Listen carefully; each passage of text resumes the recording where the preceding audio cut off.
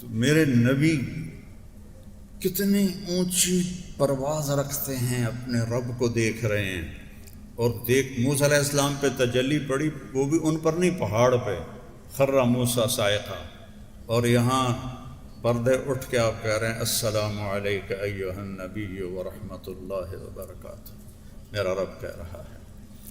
اس علم والا کہتا ہے آپ کی محفل کے لحاظ سے آپ نے فرمایا کفا بالمرء لقیمات یقمن بہ صلبہ، آدمی کے کمر سیدھی رکھنے کے لیے چند لقمے کافی ہیں، اس سے اوپر کام خراب ہے. اما اذا ابا، اگر وہ کہے نہیں یا رسول اللہ میرا تو چند لقموں پہ گزارا نہیں ہوتا، تو پھر ثلث للطعام، معدے کا تیسرا حصہ کھانے کے لیے رکھے، وثلث للماء، اور پھر 1/3 پانی کے لیے رکھے، وثلث للنفس، اور 1/3 خالی رکھے.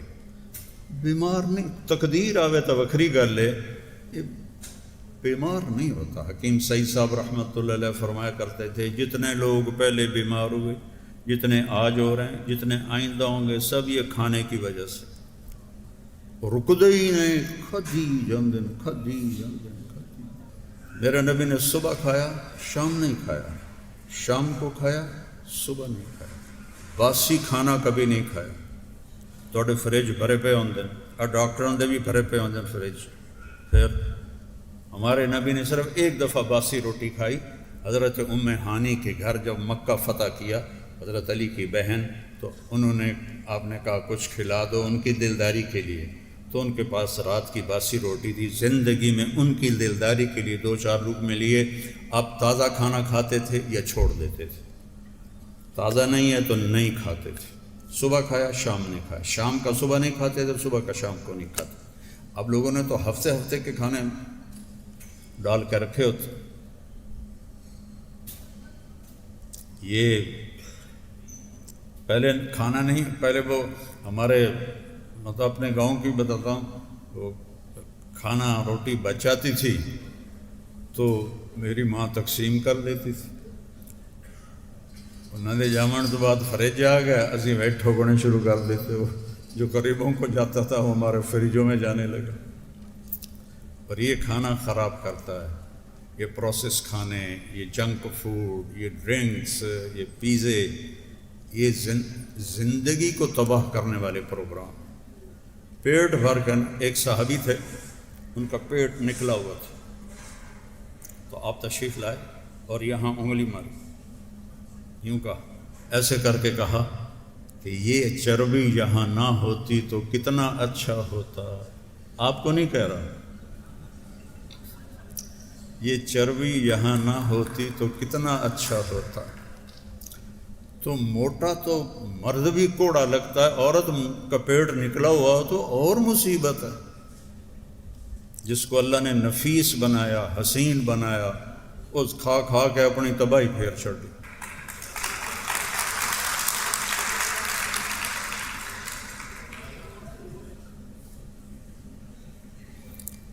تو اپنے نبی کی زندگی پڑھو میرے بھائیو، پڑھو.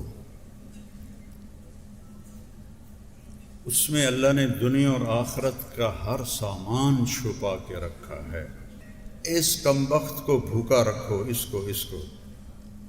میرے نبی نے فرمایا ما ملأ آدمی وعاء شرا من بطنہ، سب سے بدترین برتن جس کو کوئی بھرتا ہے وہ اس کا پیٹ ہے.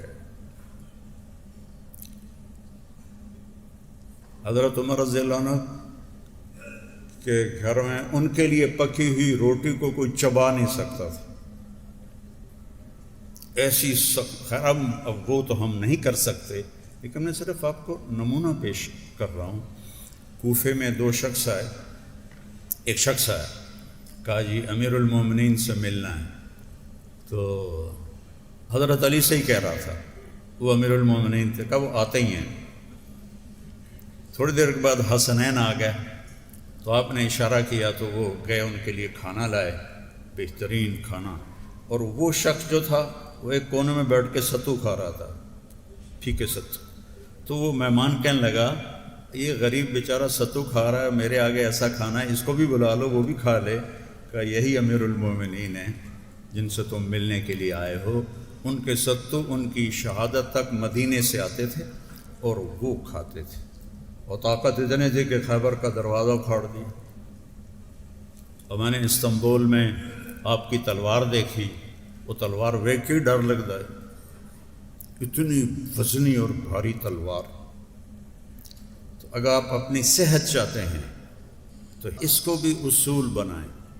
ایک وقت میں کئی کھانے اکٹھے مت کریں، کھانے کے ساتھ میٹھے کو مت ملائیں، کھانے کے ساتھ میٹھے کو مت ملائیں، پیٹ بھر کے مت کھائیں. پہلے چاول کھاندے ہیں پھر روٹی نہیں شروع ہو جاندے، پہلے روٹی کھاندے ہیں پھر چاول نہیں شروع ہو جاندے. تو اتو حلوہ پوڑی بھی آ جاندہ، راتی حلوہ پوڑی. ایڈی جہالت، سب کچھ کھا کے حلوے پوڑی کھا رہے ہوں. پھر سیون اپ پیندن تو کاربن ڈائی آکسائڈ ہے باہر نکل جاندے ہیں. شکر ہے ہاضمہ ہو گیا. وہ ہاضمہ نہیں ہویا، تیرا ستیہ ناس ہو گیا. تو اپنے نبی والی سیرت کو اپنائیں.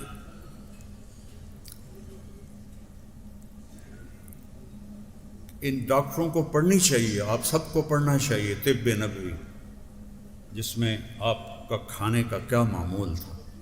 میں نے ایک دفعہ پروفیسر ڈاکٹر عبدالواحد صاحب تھے رحمۃ اللہ علیہ، وہ پرنسپل بھی بنے نشتر کالج کے.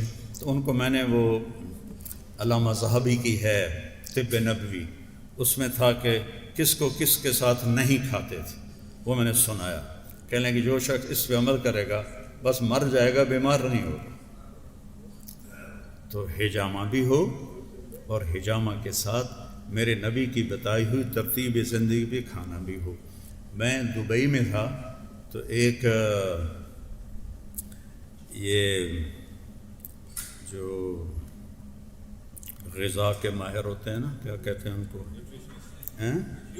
نیوٹریشنل، انڈیا کا تھا، میرا دوست تھا.